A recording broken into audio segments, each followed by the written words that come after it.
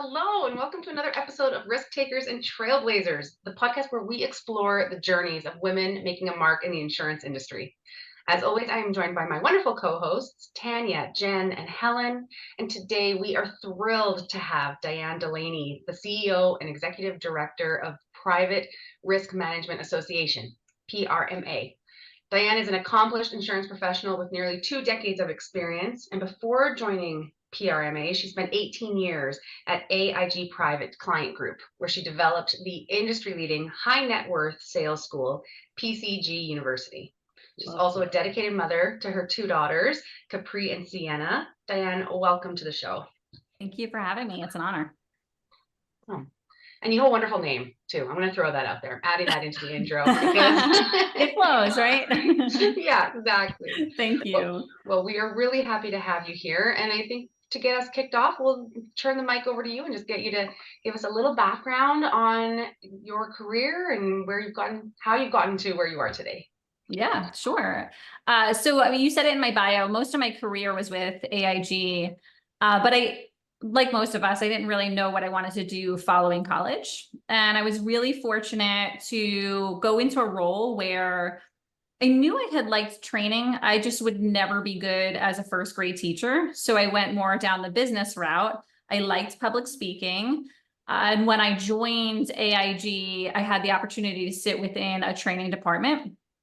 And within probably a year of me working, so at 21 years old, I was handed their presentation skills course to teach countrywide to AIG employees. So I was able to travel young and just meet different people in the industry and across the country, which then led me a couple of years into meeting the private client group team within AIG at the time. And there they had asked me to build up what you had just read in the bio of PCG University, which was intended to be a high net worth program to train independent agents on how to do either it was product or sales better in the high net worth sector. I had no credentials to be building something like that up. It was one of those, like, are you sure you want me to be doing one of these? But I had a lot of mentors that really helped me and learn along the way. I got to spend a lot of time going out to brokers' offices, meeting with them, finding out what they needed more of. And hence it led to me working very closely with a sales consultant who was a high net worth client, didn't know what he didn't know about insurance. And we built this program. So it was successful. And then in 2022, it was such a natural fit. My predecessor, Lisa Lindsay, who was one of the founding individuals to start building the Private Risk Management Association, was truly ready to retire. And she knew my background in the space and the amount of time I had worked with brokers. So when I was asked to come over and take over the association, it was such a natural segue in my career because it was just, it's taking what I did at AIG, but I no longer am carrier agnostic. I am broker agnostic. So I work for all of them and none of them at the same time. Amazing. That's awesome. And what did you find about the industry when you were coming up in it and how it's a very male dominated nature, you know, while you were a young female growing in that space? Like, did you find a struggle with that?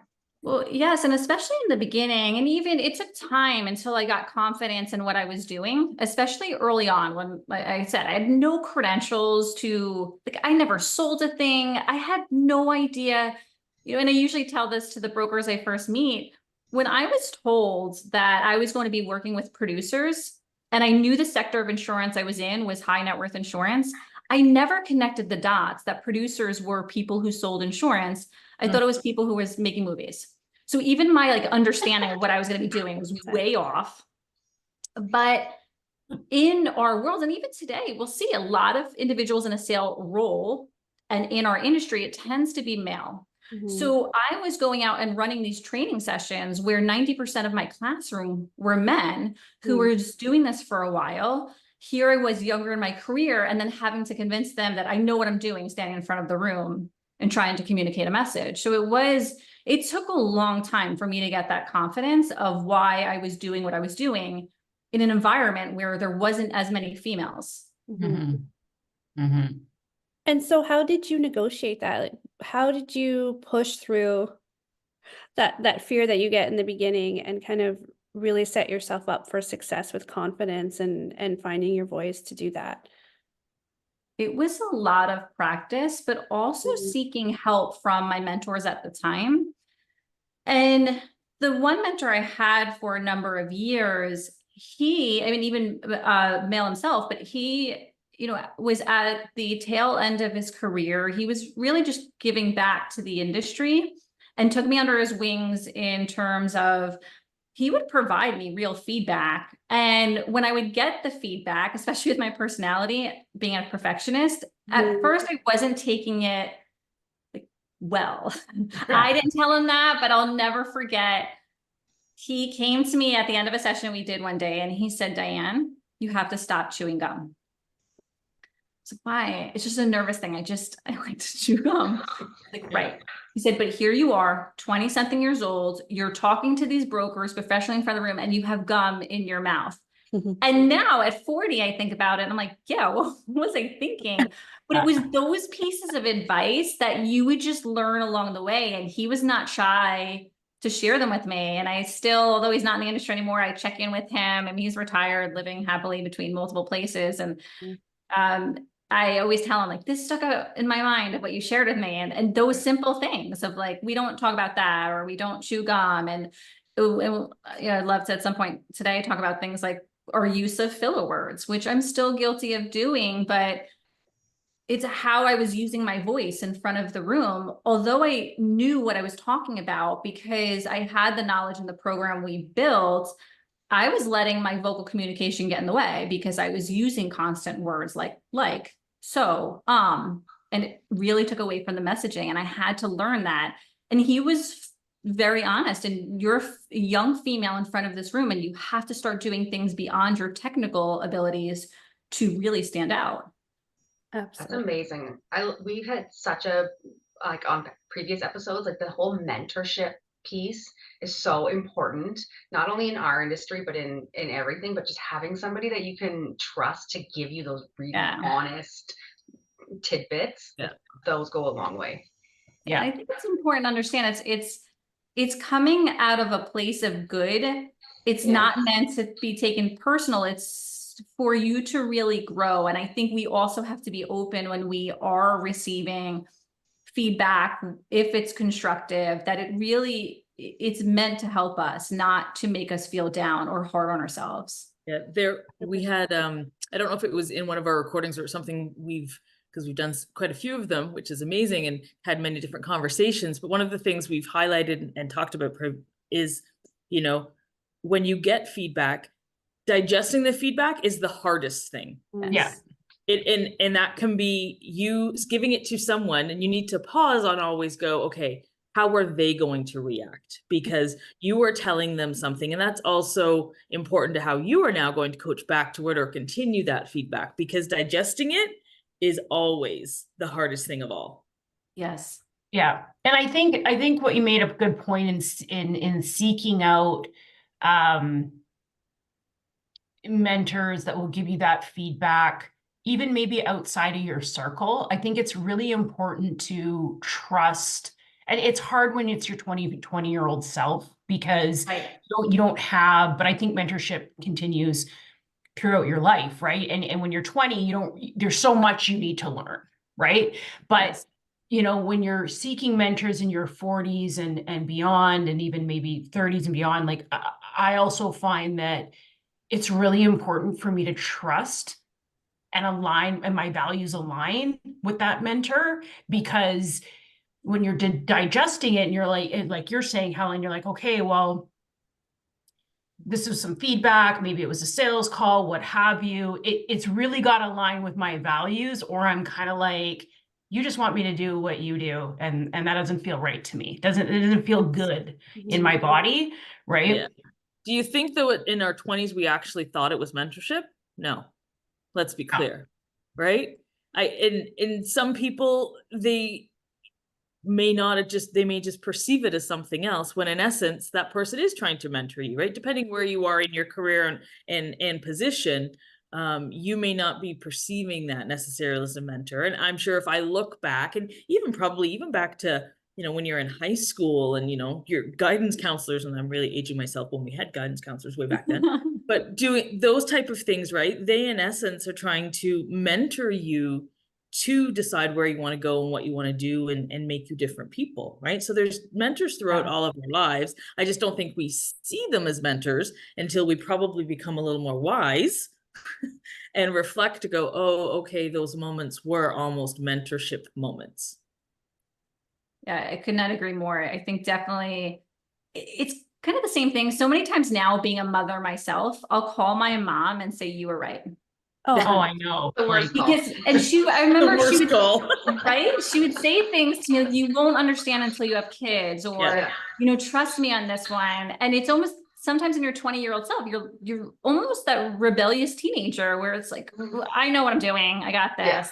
Yeah. So it's true. I think I didn't realize in my 20s, I was receiving this guidance and mentorship until now, when I look back and see where I've come. Like, I came there because of the individuals I learned from along the way. Yeah. Yes. It's so crazy with with the mom. I find myself weekly, just all of a sudden it's like a light bulb. And I'm like, oh, she said this, she's right. Yes, all the time. Yeah. I hate admitting that so much. So the good news, though, that I'm hearing is, as we are all mothers, that we will have at one point that moment when our children will call us and go, hey, guess what? You were right. Hopefully. Yes. No, but now we can record and play back. file it away and be like, remember this time. Yeah. My mom did that to me with a VHS camcorder. I have videos of her being like, okay, be grumpy. You're grumpy. You're going to regret this later. I'm telling you. And I'm like, oh, she's right. Yep. Amazing. So Diane, tell us a little bit more about the introduction of the new Women in Insurance chapter as part of PRMA member benefits. And what is that exactly? And what was your inspiration to start that? Sure. So backing up for a moment, when we look at the PRMA Association, we're made up of 5,000 members between majority US, but we have some in Canada and in the UK. And it's a location where anyone who has they're an independent agent, they're a broker, anyone that's working for a high net worth carrier, a service provider that provides services for high net worth clients. It's a location we come together and we educate one another. And it's supposed to be, you leave your competitiveness at the door. You don't use this association to try and take someone else's client. There's plenty of other clients out there, but we need to help uplift this category. And the only way we'll be successful at it is if we work together. And it's grown astronomically with that model and that mission. And over the years, we try and think about, what do our members need? I can say I run this association, but it's really my members association. And we're very big in listening to, what do they want more of? And last year, or when we brought on our recent group of board of trustees, some of the feedback we heard from the membership is, we have a very solid board at PRMA, but it's not female based. There was very few females, and they were correct. So we were really ecstatic this year to be able to add 3 females to the board, which was not difficult to do. There's a lot of female leaders in the space to choose from. But in addition to that feedback, I had several members, when I would be out at meetings, that would say to me, hey, Diane, it would be great if, as women, we just had a location to go to network with other women. Because we at PRMA have different chapters, and the chapters will come together and meet. So after hearing it several times over, I went to my team and said, okay, we have to do something about this. And most of the membership at PRMA, this has not been released to them. So if they're listening to this, they know it's coming. We're going to be opening up this official chapter at our annual summit this year in Texas. But what we're doing right now is we're meeting with the individuals the women that want to be part of the founding of this group, and laying out what our schedule is going to look like, what we want to accomplish. We want to be sensitive that there are a number of phenomenal women in leadership groups out there, which is great. But what we want for our chapter here is it's at any level. You just joined and you're 21 years old, or you've been a CEO of your organization. And inside this group, we'll have mentor-mentee programs, different roundtable discussions, bring different individuals forward to do presentations throughout the year. And then when possible, bring us together in in-person events. Awesome. So we're really excited to get this started. And when I knew this podcast was coming, I said, this is perfect timing because it aligns so well with the initiative that we want to do at PRMA to support women. So I have a quick question. You said it's larger in the States and you have some representation in the UK and Canada. What can we do to help build that for, you know, the Canadian landscape of women? Because, you know, I know all of us on this podcast, the four of us could probably think of, you know, a handful of women that would be ideal to participate in something like this. Absolutely. And thank you for offering that. When we do plan to release this, you'll see us do a lot of posts on LinkedIn of what the group is made up and asking women to join. And I would ask anyone that's listening, whether a PRMA member or not, you share things like that with other women that might be interested in networking with others in the industry. And that's, I mean, for us in general, using different tools like our LinkedIns and newsletters have you know, done great with reaching this type of audience. My first thought when you were talking about it was, oh my gosh, I wish this was around when I was a broker still. Yes. Yeah. And I think that's what we can help champion, right? Is making sure that message gets out there. And I was just going to add, you know, I know we'll do it in our outgoing messaging, but, you know, make sure we link where people can find you and connect you in everything, Love that. right? To help in any way. Thank you. Yeah, I think it's, I like Diane, when you're saying, wish I thought was when you were opening or when you were running your brokerage, I'm like, oh, I need that now. Yeah, come join. It's, you know, it's just the mentorship, the other women, like-minded individuals that are potentially going through the same types of, you know, roadblocks and learning and all that kind of stuff and growing, right? So it never really stops. It's been very helpful, even our group here. Oh yeah. Right? One thing that I was just thinking is, you know, so when I was in my brokerage, it was in 2000. There wasn't a huge, you know, you networked with the people that you went to an event with in your local area, right? And even now, just like in 2024, I am surprised daily at the people that I'm meeting on LinkedIn. And, you know, when we're actually since we started this podcast and really working on our personal branding and our reach on LinkedIn and who we're connecting with, it's funny how I'm surprised how many amazing individuals are in our industry across North America. It's amazing. Yeah. I was recently at a broker or carrier events a couple of weeks ago, and for dinner in the evening, which I mean, in our careers, I love going to dinner with people I just meet because I love hearing their story. And it just so happened that night I ended up sitting at a table. It was all women. And I just met them that day. I was teaching their program, so I didn't really get much time in between the session to just talk to them one-on-one.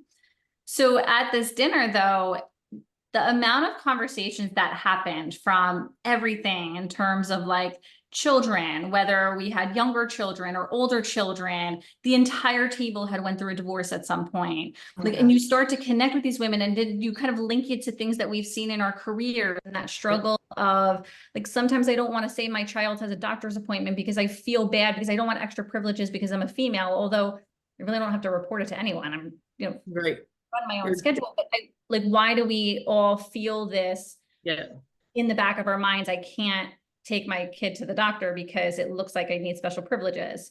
And some of that, it's not my organization that's pushing that, that's what's in my head. But to hear other women also feel that same too, you don't feel alone.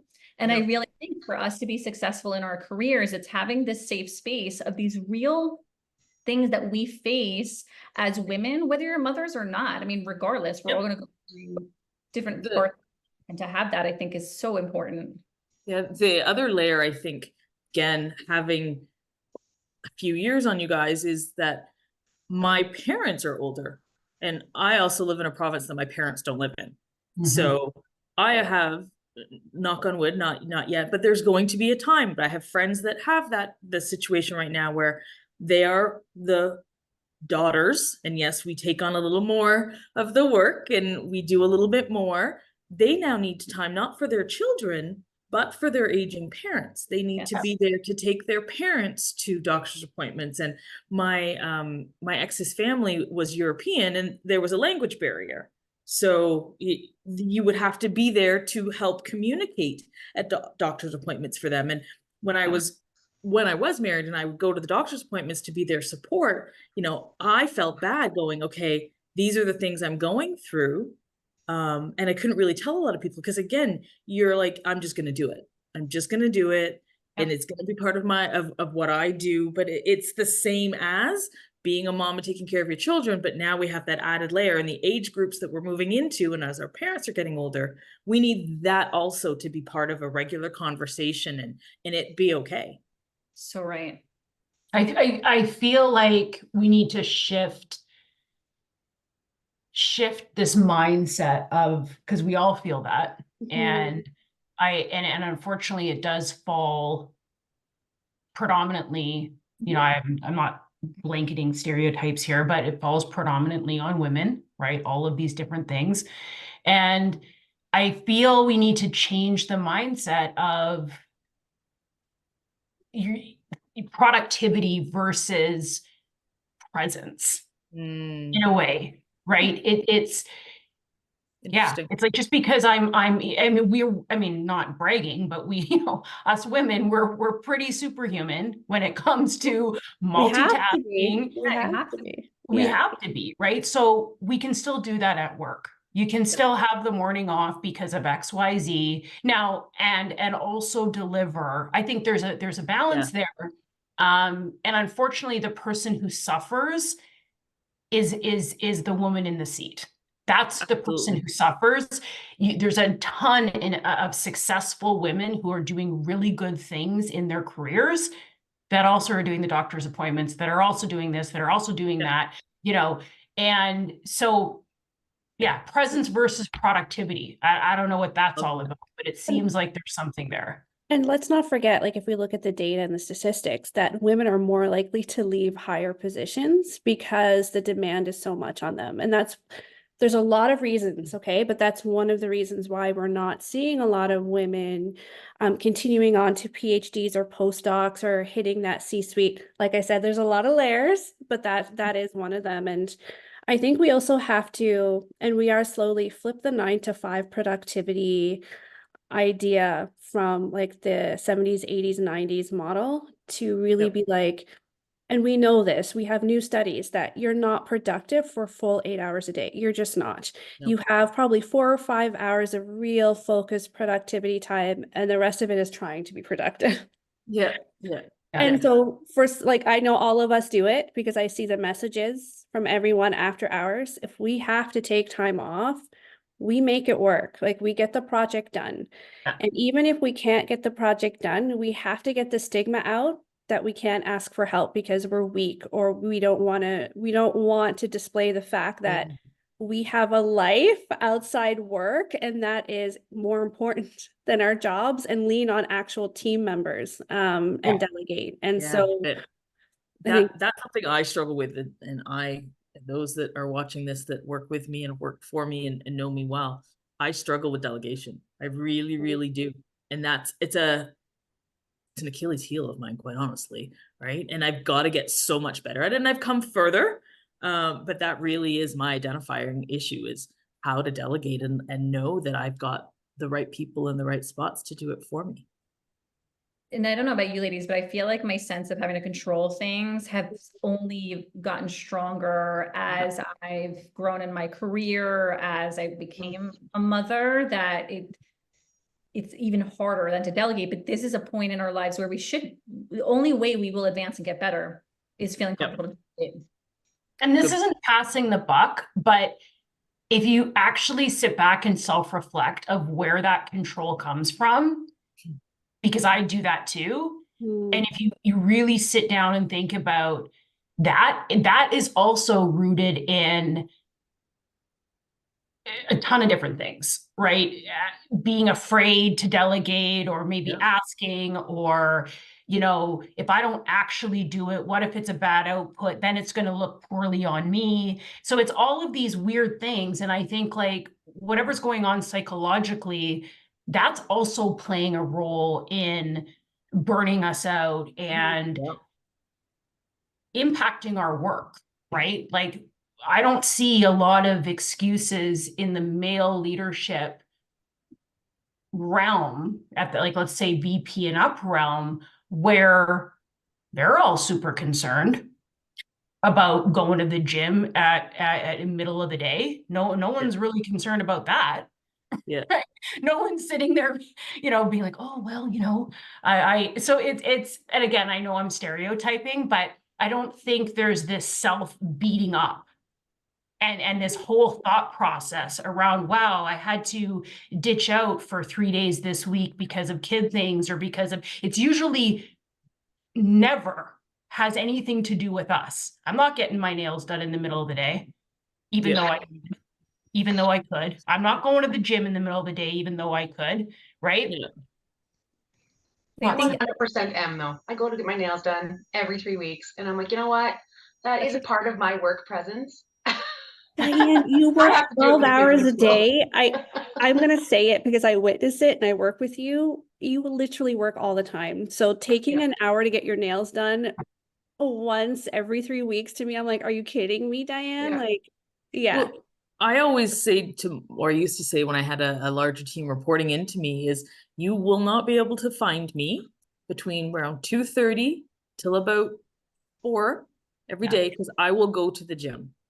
And talking about that productivity day, and I've got to get better at it. I've been doing it in the morning now, but by 2 o'clock, I've hit a wall. My brain is like, I'm done. It is either I'm watching squirrels now because I don't want to do anything else and I'm just watching the world go by, or I've just had so much go on. I need to take that time. So going back to making that okay, right? Removing myself, doing whatever I need to go to the gym, walk the dog, make dinner. And then it should be okay. And again, it's my decision, no one else's. I will log back in at 6:30. Again, my children are older, so this is easier for me to do. Log back in at 6:30 and work for a couple of hours and be able to get through the things that may have come up. And of course, I'm going to be present for anything that's important or something that's urgent that comes up. But if it can wait, then it needs to wait until I'm back and my mind is rejuvenated and ready to focus. I agree with that 100%, Helen. And I give my team members that flexibility. Like, if this is what you need to do to feel good mentally and physically, but you're still getting your work done, if not better, because you're allowed to like fit in. I think, and I'm going to interrupt this thought. I think we're all more neurodivergent than we think we are. We live in a society that dictates this is how you have to work and this is how you have to do your tasks. And I think now we're seeing that we all kind of do things differently and we don't all fit in that mold. Like for me, I know my high productivity hours are from 9:30 to 3. As soon as 3 hits, it's really hard for me to focus. So I tend not to take a lunch because I'm really high productivity. But around 3, I will take probably an hour break, which works great because I'm on Calgary time. It's fine. And sometimes I'll come back at night when the kids are asleep because I thought of something creatively. And I give my team members the same flexibility. And just to put the caveat out there, because I'm sure there's people listening going, well, that doesn't work for me. And it doesn't work in all jobs. And it's not going to work if you're, in a restaurant or somewhere different and, 3 o'clock mid-shift, like, you know what, peace out, I'm done. Like that's, Betty still wants her burgers over here. Like that's just not going to work. So it is specific to really what we can do within our own jobs. But with that said, if you are one of those individuals that knows that you are productive, maybe you're a night person, not a morning person, then, my tip would be make sure the job that you work fits that. Don't try to fit yourself in 7 a.m. to a 3 p.m. job. If you know at 7 a.m. to get you have to get up at 6 to be at work at 7 is going to drive you crazy. You're going to hate it and you're going to be grumpy all day. That's not the job for you. Exactly. Right? Make sure and stop judging yourself for that. And I think, like we don't, sorry, go ahead, Diane. Like I know I think we're guilty of that, where some of it, where we do, I think the key is when we have the flexibility, like my staff has that flexibility, I have that flexibility, but it's also telling ourselves, no one's sitting next to me saying, "Ooh, you can't leave for a nail appointment." But in the back of my mind, it's always shouldn't be doing that because when the kids get home, I have to focus on that. And I think because of the nature we grew up in, for us women, we doubt ourselves in this. And I think a lot of that work has to happen internally too. I think that's where, for me, what made a difference years ago was getting a therapist, and she holds me to, like, I'll say things to her. I can't do that, or it's this way. And she says who? And she breaks it apart. And you realize the only that said it was that voice in my head, but I live in this world where it's not reality. But you're onto something again about a stigma, right? I'm thinking when you said therapist, if we were to have had this open, very transparent conversation, let's even go back 3 years, 4 years. The minute you had said the word therapist, everyone in the room would have went, oh my God, what? 100% true. You're right. Right? So that is also the stigma that we need to get rid of, is that's okay. That's made you a beautiful human. That's giving you the ability to give back to people within your organization. That's a good thing. There's nothing bad about that. Yeah. And a therapist you should use as a mental health, just somebody that you can have as an outside person to help you, so you don't get to a bad place mentally, so you can sustain this, good mental health before it becomes something bad that, so therapy is wonderful. I never wanted to say, oh, I have a therapist, but now when people ask why I seem so sane with stuff that's going on in my life, I'll just say, oh, it's therapy. Therapy's great. Right? Yeah. Everyone should have it. I look forward to my sessions every week because there are things I would have said out loud or to people where I'll say, let me just save that for Hillary. Exactly. I love that. It's like the swear jar. I'll just save it for Hillary. It can go in there. That's it. Yeah. Well, and I think it helps you get back to that we always say this on this podcast, like this self-advocacy and being okay with turning off that voice that says, like you're saying, Helen, like if you're not you're not a 7 a.m. person, then stop it. Stop telling yourself that you're a baby and you can't get up and whatever. Like it is what it is. You're really just making it worse. And I think that there's so many things in there that you can't, we're old enough at this point that where we know what we can do. And I think if we support what we can do and we actually start to nurture those things, we're going to see a boost, right? Because you've just removed that resistance. So. I want to say 2 things there, and then I'm going to ask you some more questions, Diane. I was going to say, how far off topic are we? In a second here. A funny anecdote is back in 2012 when I finished my master's degree and couldn't get a job in musicology, of course not, because who hires in musicology? I had 2 options for a job. One was a librarian assistant at the University of Calgary, which was more in my field, or as customer service representative for TD Insurance that my siblings got me.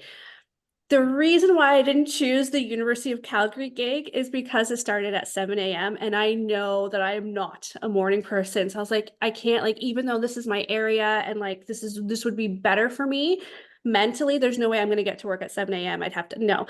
And so I chose TD. And if I didn't choose TD, like I wouldn't be here. I wouldn't be in marketing. I don't know where I would have been. Like it's crazy the choices you make based on your like lifestyle or behavior, because I remember thinking, am I going to regret going into a different field because I can't wake up at 7 a.m. So there you go. You would have been the cranky librarian. That's what you would have been, Tam. You would have been the cranky librarian at 7 a.m. Gosh, don't talk to me until my coffee's here. That kind of that's true. You would have been. And then the second thing I really want to talk about is not everybody has really good benefits for seeing a therapist, but I will link some really good book and workbook resources in the description box below. If you are struggling with burnout or anxiety or perfectionism, I do have some really good resources that I can share. They're like $20 on Amazon. So we know that's a very privileged place to say get a therapist. And I know there's, not a lot, like it can be really expensive. And even if you do have coverage, you might have certain limits, but That's a great call out, Jan. Thanks for that. so And there is help out there. And we do have an upcoming guest that is focused specifically on female burnout and resilience upcoming as well. So there's an additional resource coming. So good job. Yeah. So you said something, Diane, that I'm cringing about because I am so guilty of it. And that is the way women communicate using, like, there's different ways we communicate. There's up talking that can kind of a little like not destroy our expertise, but definitely minimize it. And I do it all, I up talk all the time. And the filler words, and for me, it's I used to edit just like a podcast, just the voice, and I could recognize the vocal pattern of so I didn't even have to listen to the podcast anymore. I could just cut. And so tell me a little bit more about that and some of the techniques or strategies we can use to communicate more authoritatively, I guess, and more effectively.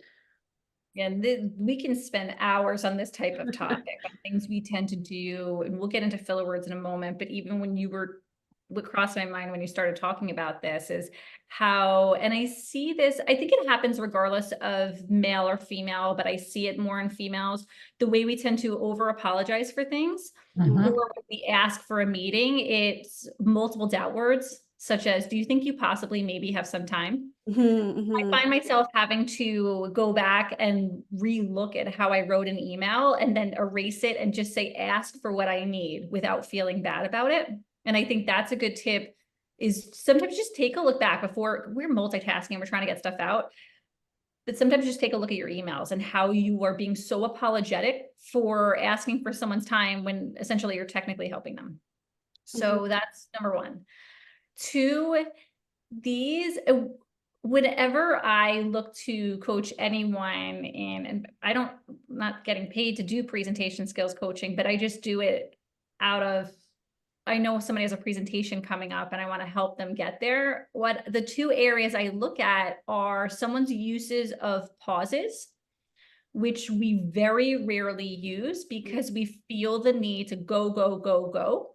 Mhm. But pauses in our language is so powerful, but also links to those filler words. What I always advise people that I'm working with is when you're looking at a script or you're going to say something that has an important point or could be more powerful, is in capital letters right on your page. And I have it on my other screen right now. When I knew some of the things we might talk about today, I put in capital letters to pause here, because I know that that's going to drive home a point more. And I've been doing it most of my career. But I say that because you don't have to just try and memorize when I should be pausing. It's something that has to be learned. But when you're trying to drive home an important point, you delivered a really big number, a change in statistics at a meeting, pause there. The reason why we have filler words is because we're usually thinking about what we want to say next. And instead of just pausing, we get the, okay. And then we move on to what we want to say. The way I have people start to work on this is I'll tell them in the morning, I know you're not a morning person, so do it whenever you want. Any recording device you have, take 30 seconds and record yourself listing out what you want to accomplish that day, your to-do list, and then play it back. And the reason why I picked that topic is because you have to think about it. So you'll say, okay, I need to go to the grocery store. I need to go to the school. And you'll hear where it's coming in. And that's part of the battle, because a lot of us don't even know we have filler words. And those filler words will change over time. Sometimes I'll listen to a podcast I'm on and I'll say to myself, I said so many times that was a filler word in that show. But that will give you your indication. You'll start to catch yourself next time you're doing it. And I find when I'm about to look up, because I'm going to think about my next point to say, I'll make a point to just pause there, stay silent. And I can guarantee there's no human out there with how much we're racing through our day that would watch someone pause and say to themselves, wow, that person has no idea what they're talking about, because they're taking 5 seconds to think. Yeah. As humans, we appreciate that. But that takes time to do. And it's really, you have to want to change that. But the simple recording of yourself, easiest thing you could do to self-coach yourself. That's so interesting. I find for myself, I'm so awkward on, so shy on like videos and meetings and stuff that I just steamroll through everything. I say everything as fast as I can. And then I take a breath at the end and go, okay. Right. I think I sometimes steamroll things is because I want to make sure I get everything out. Yes. And I don't forget it. And I also want people to know she knows what she's talking about. Yeah. Again, female stigma, right? I've got to get it all out there. Yeah. You have to ask yourself, if people are going to take away a point on anything you're talking about, what's the most important point for them to take away? And if they just get that, you did your job. And that's why when I see, I mean, not off topic, but when I run events and we talk about the schedule, it's like, well, we have so much to cover. We have to jam pack it. I always push back and say it's pointless. You can't run a meeting from 7 o'clock in the morning to 4 o'clock in the afternoon, limit the breaks, limit the lunch so that all these speakers can come up. Our brains, as we just said, are not designed to do that. I would rather cut half the show, because people will walk away with more content. And the same goes when we're delivering any sort of presentation, a message at a meeting, is just cut it. Like, real, if there was 3 things that anyone's going to take, what is it? We'll cover that. And I think that's so important. I do practice that, and I think that's important when you're going into a meeting. Write down those 3 things before the meeting, right? As far as also, even if it's not a presentation, right? It's your, and I gotta force myself to practice that more. Sometimes I get lazy and I don't do that, but that prep is such a good part of your delivery, because then these are the only 3 things I care about. Really, everything else is details. Yeah. And teaching our young leaders to do that. Ooh. Yeah, I have a couple questions or thoughts as I'm thinking this through, and that's, I agree with the 7 to 4, convention days. We've all done them, right? By the end of it, you're brain dead and you do it for 3 days. So my thought question is, do you think that there is a preferred time or the best time to have a meeting in terms of lengthwise? Is it, I sometimes have to sit through 3-hour meetings, and by hour 1.5, I'm like, oh my goodness, like, what's your tip for that for people in our workspace and women in general and males, anyone in the industry, is, what's the best way to structure a meeting? Because I struggle with it sometimes. Yeah, and I don't know, it's a great question. I don't know if I've perfected this either, but what I've learned is there are some times now you don't really get your leaders together and you have 3 hours with them. So that's the time you have, and you have to run it in that. But I always say to read your room. So when I start to see people are looking at their phones, or like multiple people who just got up to go to the restroom, it's okay, let's take 15 minutes. And I say, your breaks are real breaks. If you give people 5 minutes, it's never enough time, because there's no way they can refill water, hit the restroom, check email. So like, give them that full brain break so that when they come in, they're all in, as opposed to saying, I just saw 10 emails come in and I'm going to be focused on that. So I think it's that balance of, you can absolutely run these 3-hour meetings or these presentations, but know within them, you're going to be embedding breaks for your audience. Yeah, I agree with that. Yeah. Valid point for sure. We're all pausing now. Well, we're practicing the pause, the dramatic pause. For us to get into, I don't know if we can, into navigating personal and professional life in the insurance industry and growing your career. This is a hot topic. I don't know who has the solve for this one. I think there is a solve. No. I think there's we look at the insurance industry as a whole, and something I don't know if this is to kind of what you want to accomplish or get at, but one of the things I've just been observing in my sector of the industry, where, you know, we insure high-end clients who, and it's all personal lines. So their homes, their collector cars, their private collections, things that they've worked hard to build. And naturally in our world, when we spoke about this in the beginning, most sales individuals are males. But what I've been learning and seeing, and I have hope for, regardless of male or female, but I'm noticing that a lot of females are succeeding in this sector of sales or servicing because of their ability to connect emotionally. Mhm. And I think, and I always encourage people when I meet them, and they'll call me up for coaching on something that they're doing in the industry, and they're questioning if they should be in their career. And, or they're like, their fear that they're not doing what they should be doing. And what I try to talk through with them, especially if it's female, when we're looking to protect anyone's lifestyle, it could be even middle market, but in this case, we are, you know, mostly high net worth. People are protecting their properties, their cars, their collections from catastrophic events. That's why the products exist. But it's an emotional attachment that they have. And you cannot insure someone, sell them a product without them seeing the value in it. So you have to bring that emotion to the forefront. And women, we naturally are good at listening and having that emotional connection with humans. And we shouldn't lose sight that that is such a powerful tool we can use in our career when connecting with clients, even if your role is not a client, but someone else in the industry, to just, you ask questions and learn. And this is where women, I think, are really dominating in this category, because they know how to speak to, especially other female clients, of, tell me about your home and why'd you pick this community to live in? And if something ever happened to it, where would you want to go?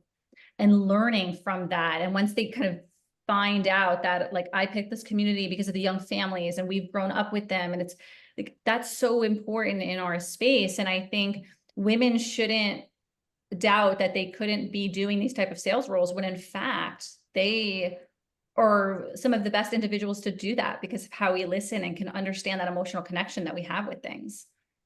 Jen always says, or Di, one of the two of them always says, you know, mothers tend to be almost the best employees sometimes, because we have a skill set of balancing and being empathetic and sometimes being rational with our children, not all the time, but being able to you know, have a conversation to rationalize and be able to get our point across. So I think you're spot on to say women and females can absolutely be those salespeople and those producers when we lean in to our skill set and that those pieces that you've just mentioned to allow us to be who we truly are and succeed.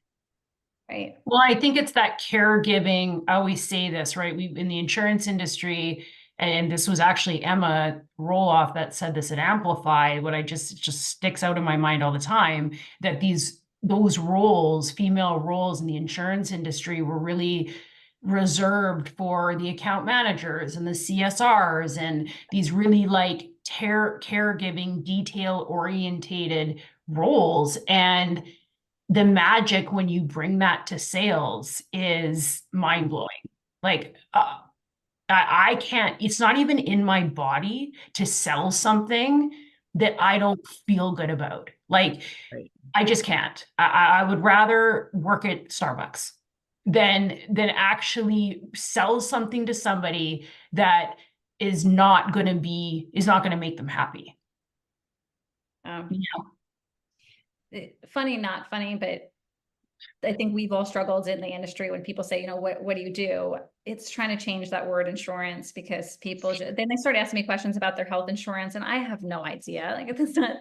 But my 6-year-old, her teacher asked what her mom does, and she said that mom sells cars. She's a car salesman. Why? I'm not. But I thought to myself, is that how she sees insurance? She has no idea what insurance is, but she just so naturally said that I sell cars.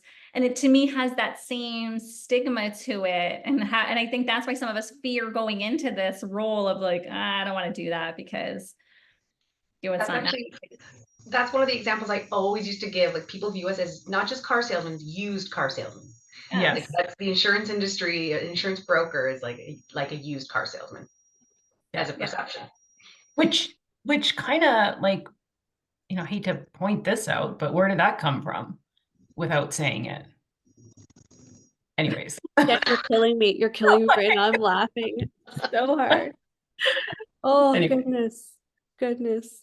so. Yeah. So tips on managing responsibilities, growing a big career, whether it's insurance or not. I think that that's a big topic. We've already kind of touched on certain things of women literally quitting their jobs, or burning out at the top level. I think we've all, or I can speak for, the posse on this call or on our podcast, that we've all experienced that.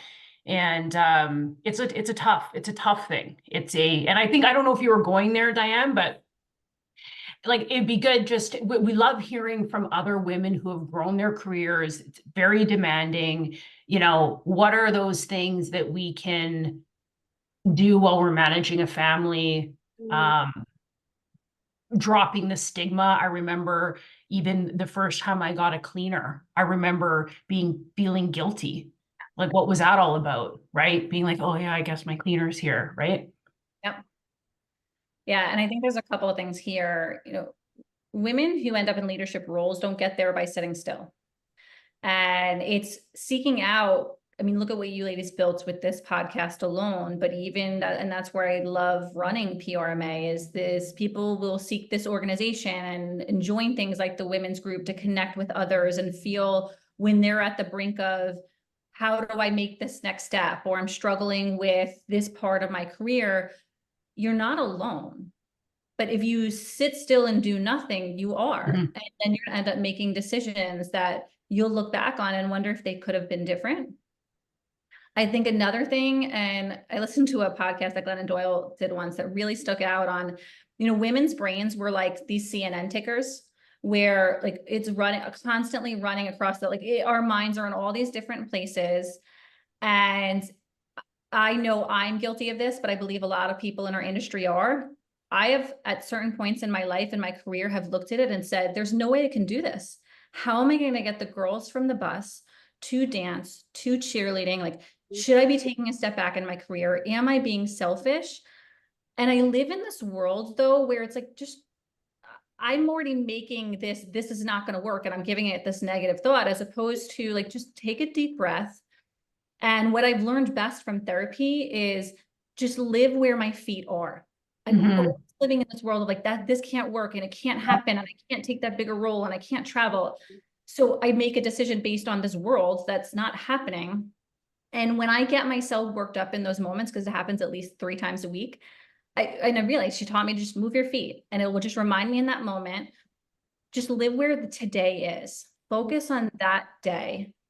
And that'll make a big difference in what tomorrow brings. But I think we as women tend to have this sense of guilt, concern, live in a world of like, I need to know what my life's going to look like in 5 years.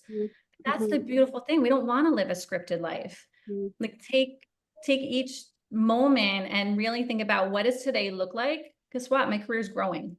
Like, enjoy that and think about, how am I going to learn next and do this and stop living in this world. And I think that's important for all of us. It's personal advice, but it impacts our career tremendously. It does.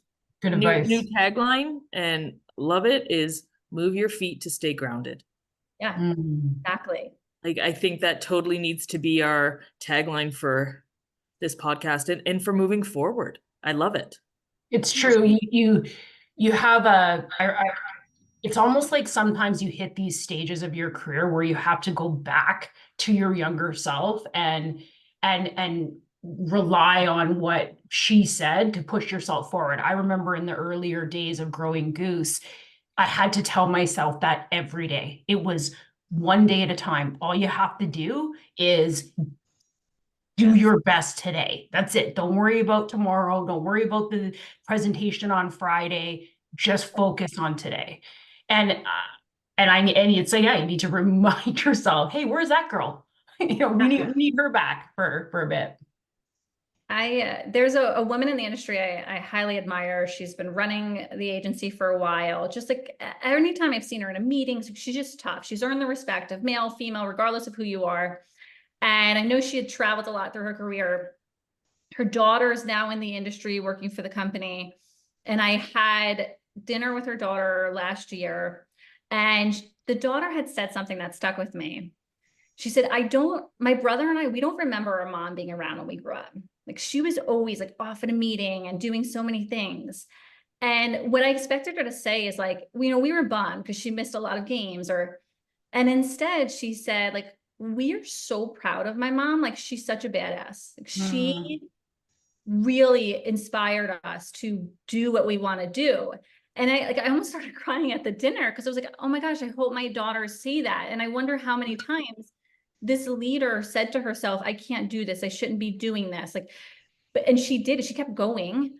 And it didn't, maybe her kids are in therapy, maybe not. It's not a bad thing. Because we have this, I always say, like, my kids will end up in therapy because of stuff I've done. Good. Like, I hope they go into therapy just because everyone needs it. But it's more of that, I can bet, and I hope I can get this woman to join our women's group, because there should be younger moms or just younger women in general. You don't even have to be a mom that can go to her and say, I'm questioning where I'm going in this because I feel like it's not going to work out. And to hear what she walked through, and to know that her children look at her as this role model, not somebody that left us with a sitter most of the time. And I bet that individual you're referring to many a times had many lonely nights, emotional breakdowns. And you're right, you really do hope that she knows today that her children actually admire her. And that's what we hope for all of our, females, children, males and female, right? That they admire what we end up doing, and that they are proud of us, right? Yeah. So I do hope that she does get to hear that, and maybe she'll watch this and she'll hear that statement and know that she's truly, truly valued and loved by her children. That's amazing. Yeah. It's like that commencement speech. I think I talked about it on a different podcast with Shonda Rhimes, the Grey's Anatomy creator and stuff. And she's like, sorry? And Bridgerton. Oh, that was, that got me through last night. But she said in a speech, she's like, my kids live in a world where I am a better mom because I am doing what I'm passionate about, and I have a land named after me. Like, they know me as a boss, and that's, that's a great mentality to have. I love it. And I think there's emerging research that's coming out now where the indicator of a child's upbringing and success and happiness, there's one determining factor that's like the most important factor above all other factors. And that's the quality of the mother's happiness. Mm-hmm. And so I remind myself of that when I am feeling overwhelmed or I'm stressed out, or I'm like, it's hard for me to take care of myself for myself. And I know therapy will help me deal with that. But I think if I take care of myself, I will be happier, and my kids will see that I'm doing what I need to do, whether it's yoga or going for a walk or having quiet time away from them. I think it's so important that they not only see you as a happy, fulfilled individual, but see you also work at it too. Yes. And the strategies you need for that. Yeah, one of the things that we also, we say it a lot, but we have the word balance in the outline. Like, how do we balance? How do we work this work-life balance? Balance is a myth. There is no balance. They lied to you in the 90s when they said women could do it all. It's a lie. You don't hear that slogan from men. They don't expect men to do it all. It's like women can do it all, and it's a lie. Yeah. What's the new one I heard? Integration? No, work-life integration, I think. Yeah. There's no balance. There's no scales that you can balance it out. One day you're going to be heavy on the kids having issues. One day you're going to have to go to a conference that takes up the whole day. Like, you just have to do what needs to get done. Mm-hmm. It was the other day, my daughter, so we are, and I had shared at the start of this that I recently went through a divorce, and it came down to, they should see two happy parents. We are great parents. And, but obviously it's for children, you go through this guilt, and then you're trying to work on top of this and keep your sanity. the other day I'm in the car with my daughter and I was showing her where the new place we're moving to, and it's going through construction. And she said to me, Mom, if I don't find someone to make money with one day, can you support me? And I didn't know if like she'd laugh or be like, no, please, like you got to one day move out and grow on your own. But I just thought it was interesting at 6, what she was connecting is, well, a mom and dad, or a mom and a mom, or a dad and dad should be making money together. And that's how they build homes. But she wasn't clicking the dots like, no, mommy did this. This house is our house here. And you will have your house with your dad too. And it's okay. We could both support you as individuals without having to have the stigma of you need to do it together. And I feel like I'm at this crossroads where like I'm trying to teach them about like their future and careers and life and this, but it just, I don't know where a 6-year-old had that thought of like, well, I have to find someone to make money with. You don't have to. And it's how do we teach that for the generations coming up? Yeah, I definitely, how do we teach that? I don't know what promoted me to do it. But I kind of had a similar conversation with my daughter just randomly. She's 14. And I said, it was a bit of a off the cuff comment, but I said, you have to just promise me you'll find a way to financially support yourself outside of anything else, anybody else, us.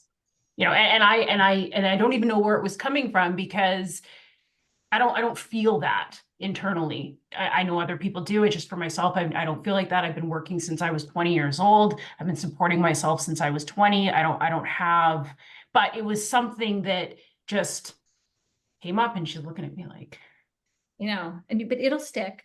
There are things my mom said now that sticks. She said, always have my own savings account. She was right. pay yourself first. I told her that Yeah. too. She's like, what do you mean? Always. Pay myself first. One day she's gonna call and say, Mom, you were right. Well, I need that right now at 14, when she's 14. I want to thank everybody for joining us today in the episode of Risk Takers and Trailblazers. And I think the one thing that I can take from this episode is that every setback is a setup for a comeback, and just keep pushing, keep staying inspired. And we will see you next time on the next episode. And Diane, thank you. Thank you for coming. It was so great to meet you and learn from you. And yes, thank you for being part of our community. You all, thanks for having me. Bye, everybody. Thanks for joining. Bye.